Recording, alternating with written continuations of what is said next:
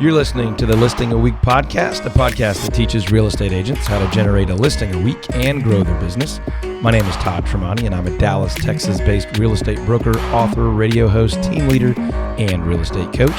And I'm sitting down with my team of agents to talk about how they generate a listing a week or more, the lessons they've learned, and how they differentiate in a noisy real estate industry, and how you can too.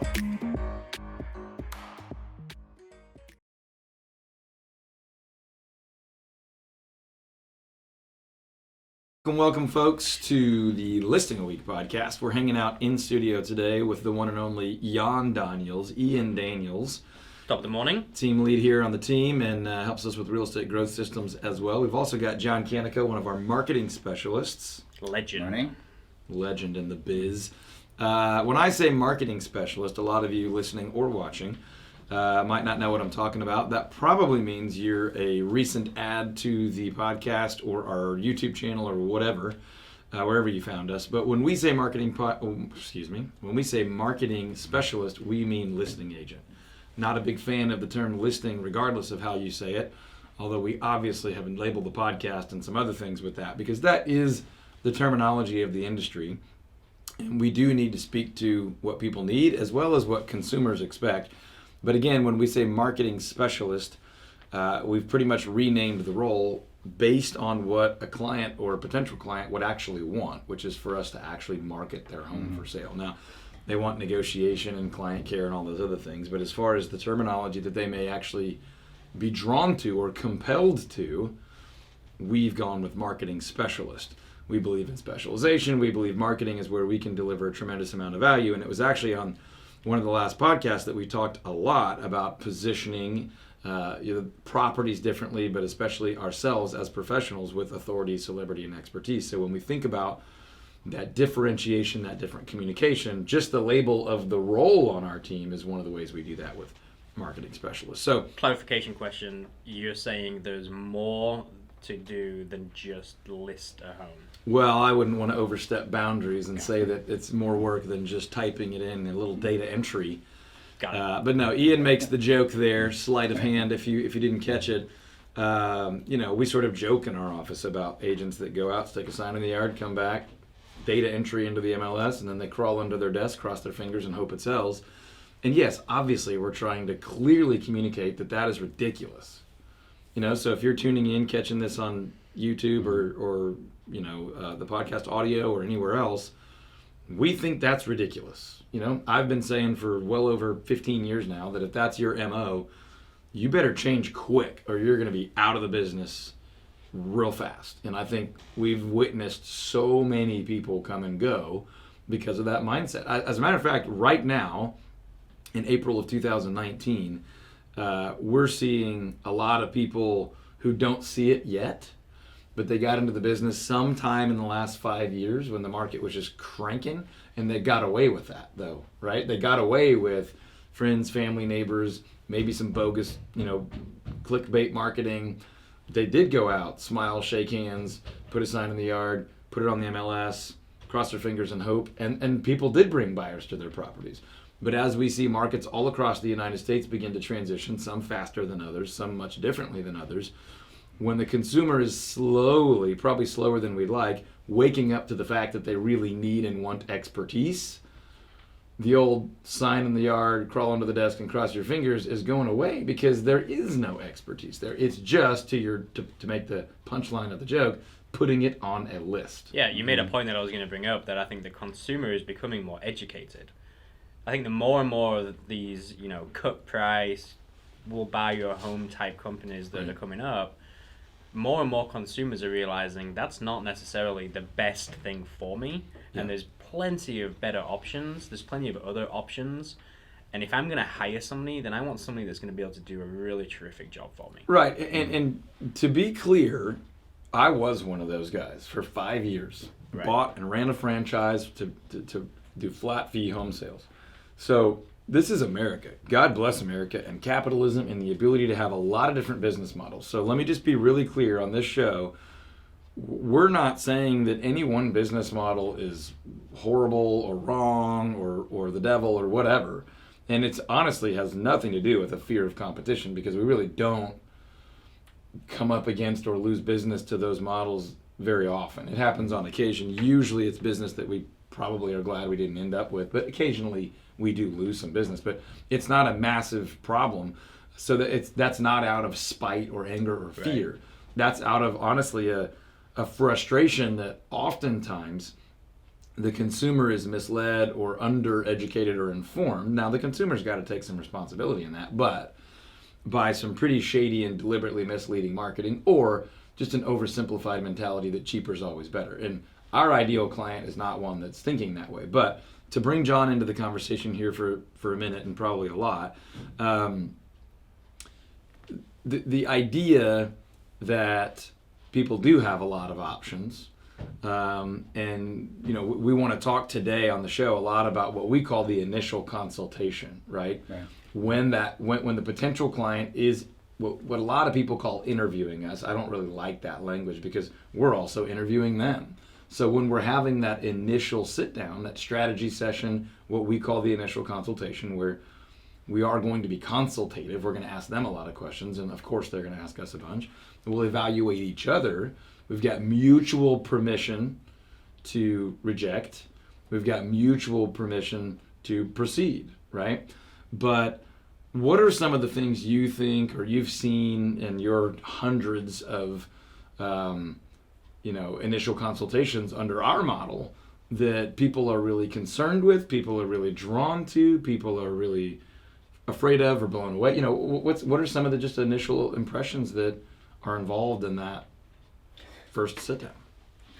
Well, what I find a lot of people, when sitting down going through them with the process, is that they are very interested in a lot of things we have to hear, and getting out on those, explaining those at depth, get them very excited. So, going through our 7 steps of the things we do and market the house and get it sold, I find that a lot of people are very taken back by the pre-inspection to start with. Initially, they'll go like, well, aren't they going to do a pre-inspection anyway? Yeah. So I cover the reasons why, how they can save money, how we can identify deal killers. And so right from this is the first thing we start talking about, really. And right from the get-go, they're very much like, oh, wow, that makes a lot of sense. I didn't realize that.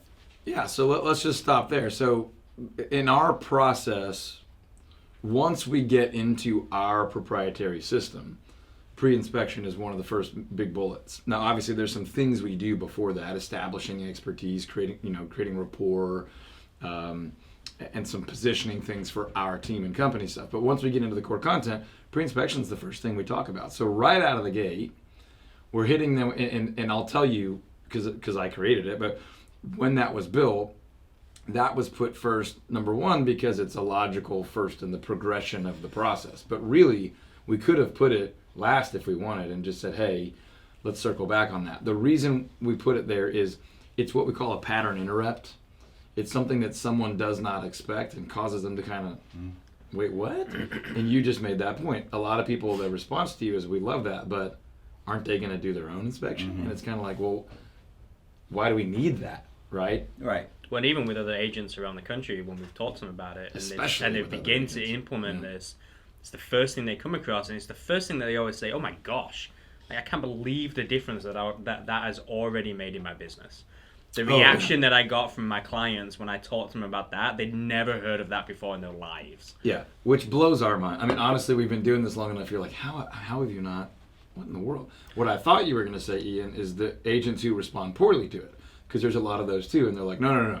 That's a bad idea because you'll have to disclose it. Now, we're not going to do a whole show on pre-inspections, right? But the point is, we've got tons of reasons that's limited thinking, short-sighted thinking, foolish thinking, and all around unsuccessful. It just doesn't work well. Right. So once you actually get into it and learn more about it, you realize it's an incredible marketing tool that can be used throughout the entire process. It turns the worst thing into one of the best things. Yeah. But we don't. Again, we'll spend some time on that another time. We've got tons of resources on that at alistingaweek.com.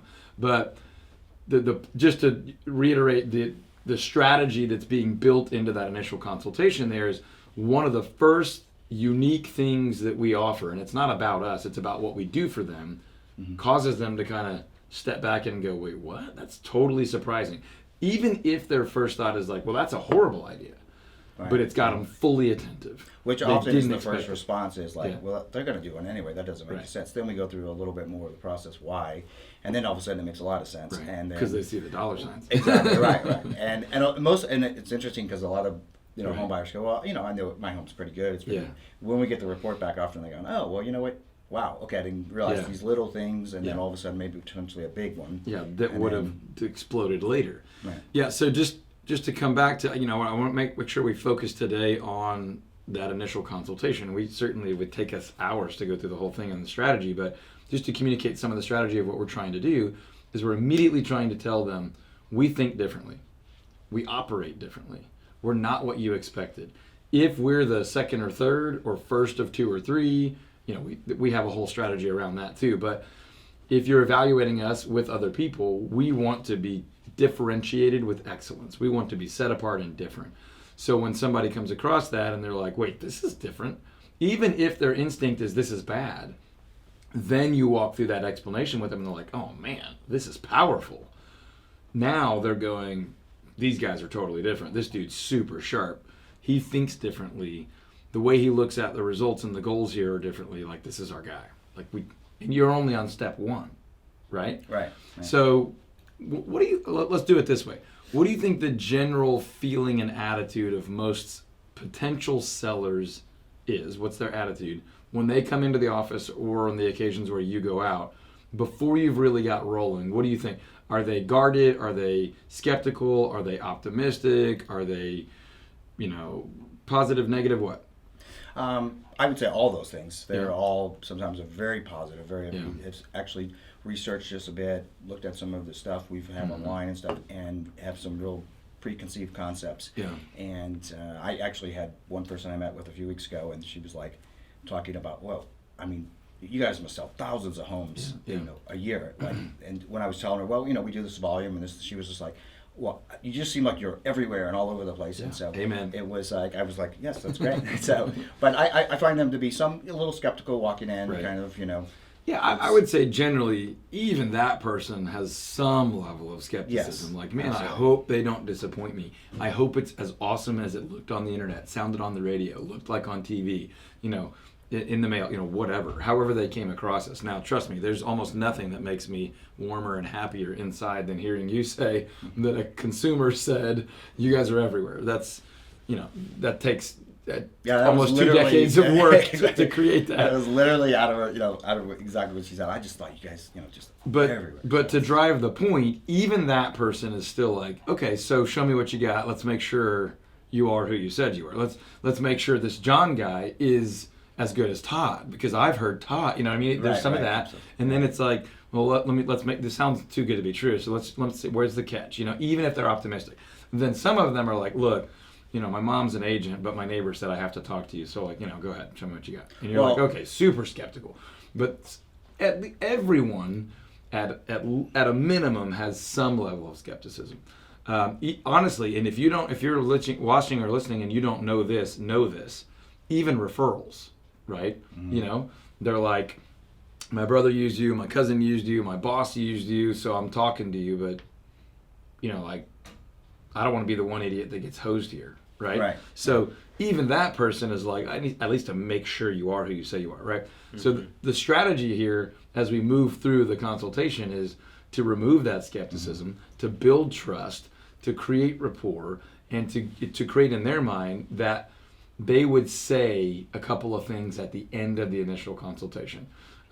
So let's just popcorn it real quick. What are a few of the things that we want a potential client to literally say out loud to us at the end of one of our initial consultations? Well, and to address what you're saying, that I can feel those barriers, those walls up when we first get together sometimes. And as I'm going through each step of it and asking them, does that make sense? And they're like starting to shake their head like, okay, Right. yeah, that makes a lot of sense. And by the end, usually they're just like totally like, Yeah. okay, Shut up and tell me where to sign. yeah, that sounds fantastic. It's great. But, in the very beginning, there's like questioning this, questioning that, and there's explain and elaborate more and more on the details of why we do what we do. It gets, you can just see it's kind of, they're starting to shake their head, okay, that makes sense. And Right. Mandy the other night, I was with her and her husband Mm-hmm. and Danny, and he was very skeptical, like Right. very, very skeptical. And she was kind of like a little bit more positive, but still kind of like, okay. And so by the end, they're both like going, okay, this makes total sense. Okay, great. So they signed, boom, got it. But Danny was, in fact, he said, we're going to probably meet with someone else, Mm-hmm. you know, that we're looking to. By the end, he said, okay, we're good. We don't need to meet with anyone else. Yeah. I mean, that's just one of the most affirming things, right? Is when somebody says, "Hey, we're probably going to go meet with somebody else," and then by the end of it, they're just going, "No." Like, Yeah, absolutely. Why would I want to meet with anybody else? There's no way that anybody's going to be able to do exactly what you've just told me. Exactly. Yeah, so to unpack that for folks that are watching and listening, that doesn't happen by accident, right? You don't just show up and be like super smart, good looking. Now, you know, maybe that works for you. It never worked for me. John is pretty suave. If you're on the podcast, he's gorgeous. If you're on the YouTube video, he's a decent looking dude. He recently grew his hair back out. I was going to say. Pretty good. Yeah, I'm trying not to turn around. Cause So, but the point, yeah, the videos from the front. Yeah. Keep that. little There's no bit light, spot no back backlight. here in the back. Yeah. So, but the point though is, this is designed to do that. And to borrow a little bit from Stephen Covey and every other self-improvement book ever, like you want to start with the end in mind, right? You want to say, I've crafted a consultation, not a presentation, by the way. You don't want to just talk while they sit and listen. To John's point, you want to say, it's this valuable for you and get some interaction and feedback and be conversational. But that's a whole strategy for another day too. But you want to start with an idea that before I'm finished, I want to hear them literally say these things. I want to see their posture change this way. I want to watch them literally give me a physical cue that they're relaxing, that they're beginning to trust, right? Now, again, we don't have time to do all of this in one episode here, but these are some of the things we train our agents and, of course, our coaching consulting clients on. But to read those cues and to respond, whether it be things like NLP with neuro-linguistic programming, if that sounds really weird to you, it's just persuasive and powerful language and communication, but also scripting and context and storytelling and posture and positioning and all those things, right? We bring them into the office as often as we can. We've got social proof and testimonials on the wall. We have someone greet them by name. We offer them candy and drinks and snacks. We give them great directions to the office. They meet multiple team members. Those team members talk each other up. We talked about that on the episode we did about compelling reasons.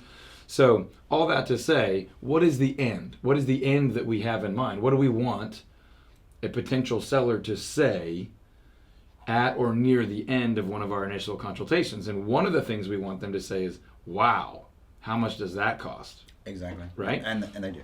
And they say that, right? Yeah, and when they say it, you're like, ding, got them. You know, like literally, not not like in a punk way, but like they get it. Right. Sweet. Land the plane.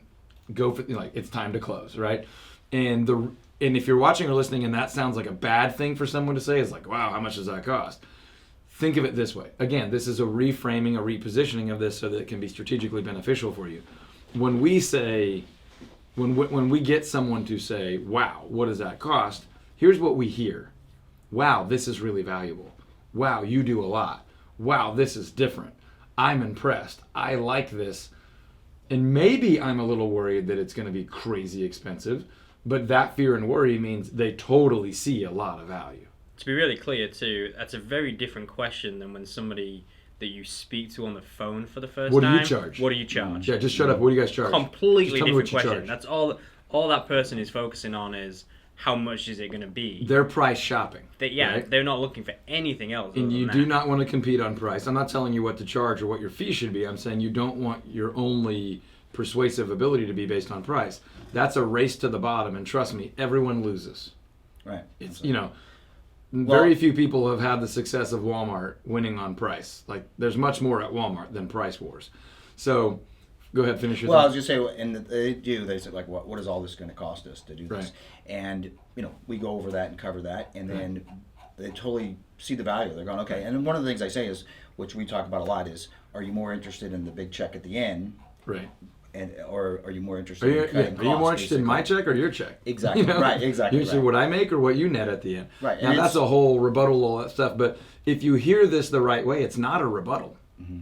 It's an invitation. Literally. They're saying, whew, tell me what you charge, man. I'm in. Like, I want this. Now, if you say 27,000, you know, whatever. If you say 10 times what I'm expecting, then I'm out, but I'm obviously expecting it to be more than the last knucklehead I met with, or the dude that, that sent me the postcard or whatever.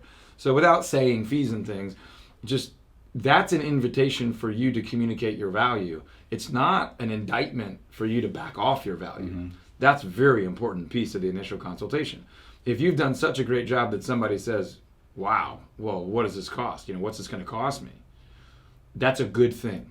Well, and often what I get is that this is an amazing amount of information and stuff. No one has delivered this much information, shown us how the process works so well, and how everything's going to go step by step, and how it's going to be a full team working on your house, not just me trying to wear all these different hats. Yeah. It's a very all shared with the team to get it done. And so at the end, typically the end is usually like, this is amazing, this is overwhelming information. Right. And so at this point, they're basically, whatever it's going to cost, it's worth it. The value's there. And I see the value. That's a great explanation. And let me pull 2 points out of that for someone that might hear that negatively. It's very common in Facebook groups and chats and at events and forums on panels for people to brag about how they're in and out and get listings signed in like 12 minutes. Like, I don't waste that kind of time. Here's why I think those people are insane. And here's why I have taken several of them off to the side and said, hey man, I think it's really cool that you have that ability, but let me ask you a couple of questions about what's happening later in those transactions. And I'm not saying those are bad people. I just think they're being short-sighted about building their business long-term because they're not thinking relationally focused. They're not thinking about the value of the client. They're not thinking about the transaction and client experience. They're thinking about getting deals done. Mm-hmm. And I'll ask them things like, hey, how often are you having issues when it comes time to evaluate offers?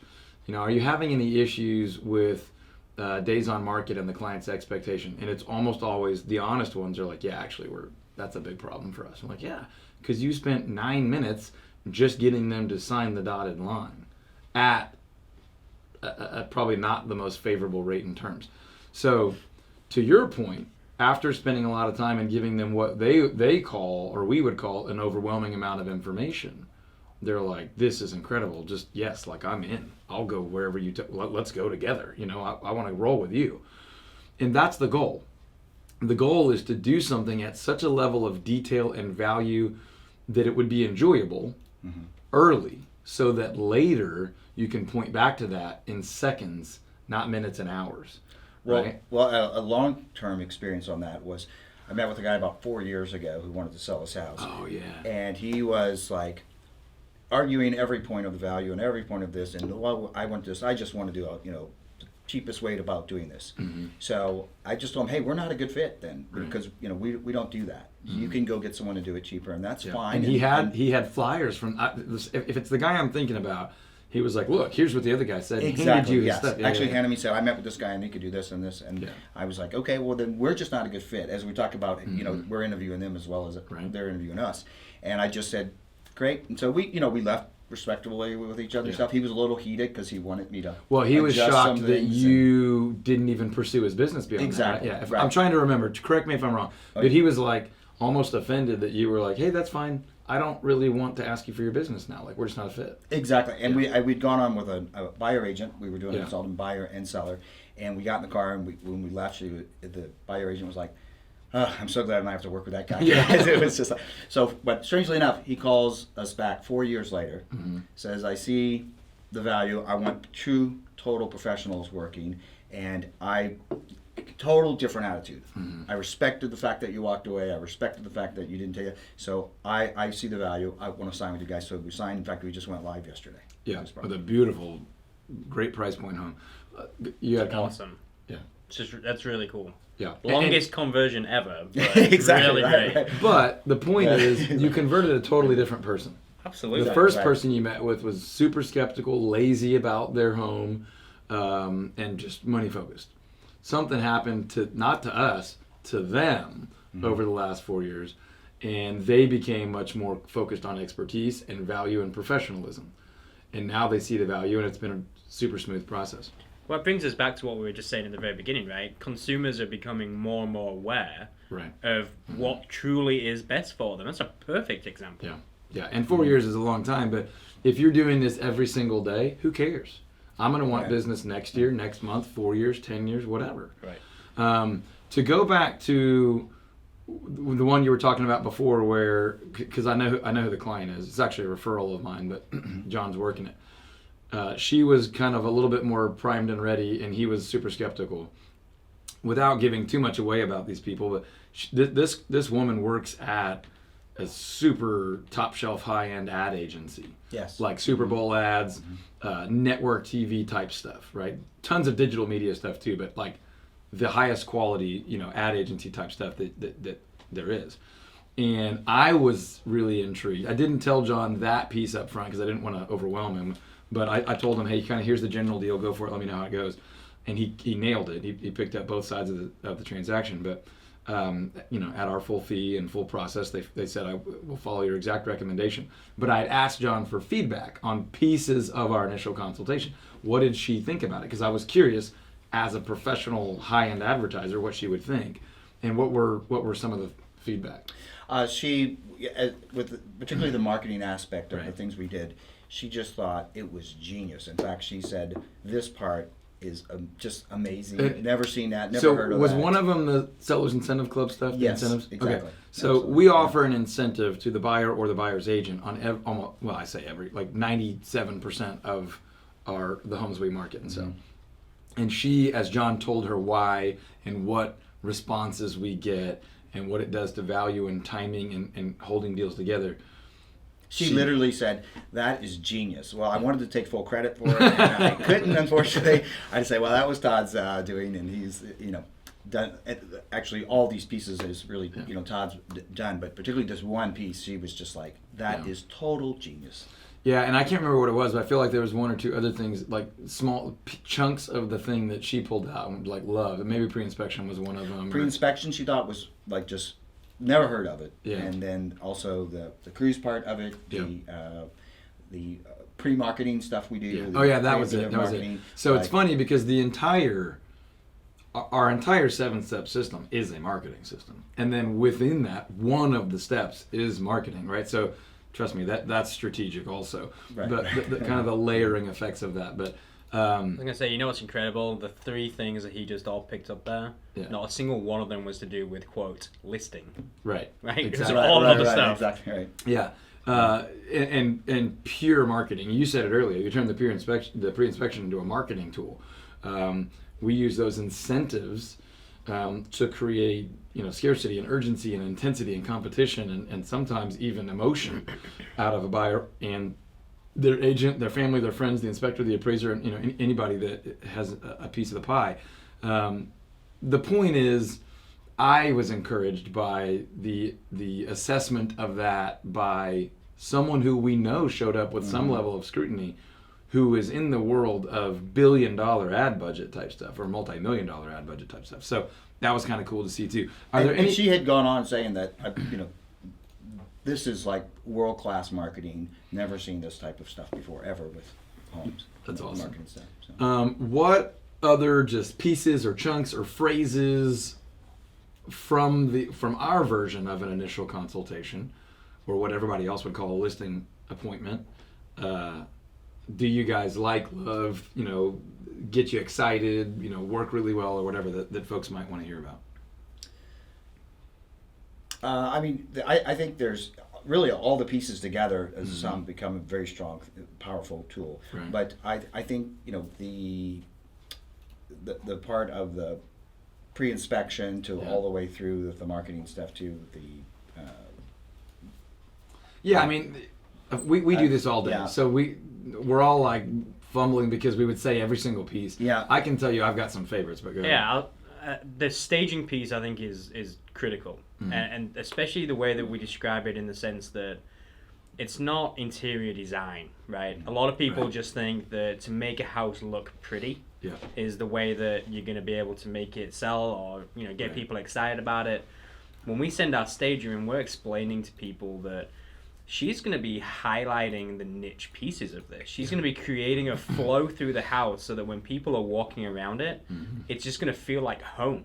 And that's going to maybe involve like removing some things that you love. I remember when we had our home staged, We had a 3-piece sectional, and Amy took away one of the pieces, and it like freaked me out. I was like, why would it? It's a 3-piece sectional, and she took one away.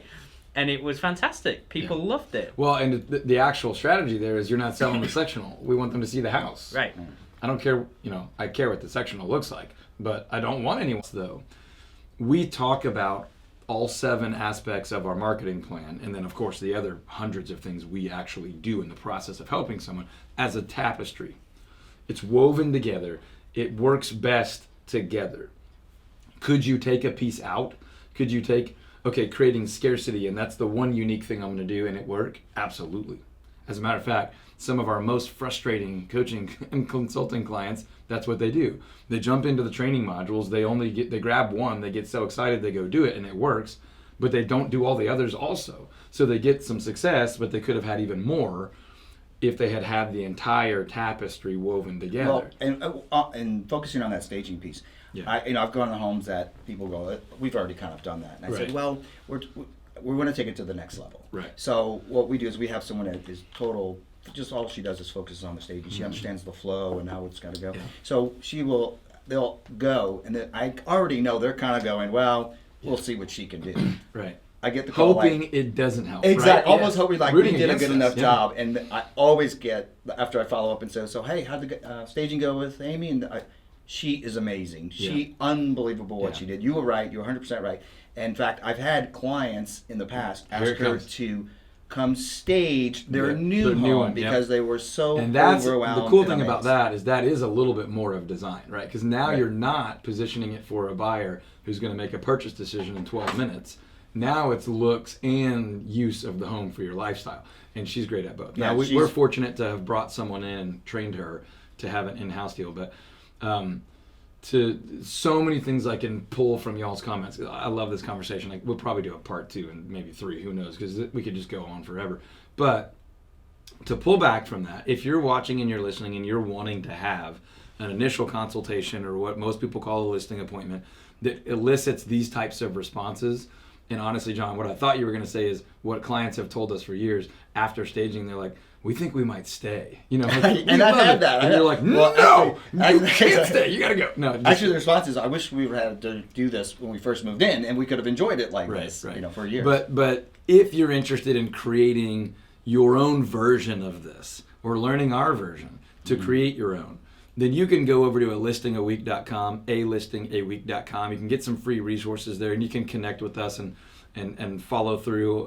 We do have some coaching and consulting options where you can literally jump in and get the entire module training system that we created years ago for our team members that have allowed people like John to come in cold and sell 40-ish seller listings a year to help people do about a listing a week, whatever your goal is for your life and your life stage, And learn all about the cupcake factor. That's right. Exactly. Dominate the cupcake factory. In the back, I used to talk about the back seat of the car script, and I realized people were thinking and picturing something very different than I'm talking about. Awkward. And to learn what that's like, you have to go to alistingaweek.com. Very awkward. We'll just leave that. We'll let that one hang. Now, this was a fun one. Circle back, check out our newest episodes. If you haven't downloaded the previous episodes, check those out. This podcast is entirely about adding and growing your listing business. If you want a listing a week, you can absolutely do that. If that sounds like too much to you, that's fine. The system can certainly allow you to pick up 4, 5, 6 more a year, 1 a month, every other week. It can also help you do a lot more than that. If you're hyper-focused and you want to go do 100 a year, or more, that's certainly possible. So if we can give you some more information or you're interested in more, head over to alistingaweek.com, alistingaweek.com, and we will talk to you on the next one. Thanks, fellas. Thanks. Cheerio. Sure.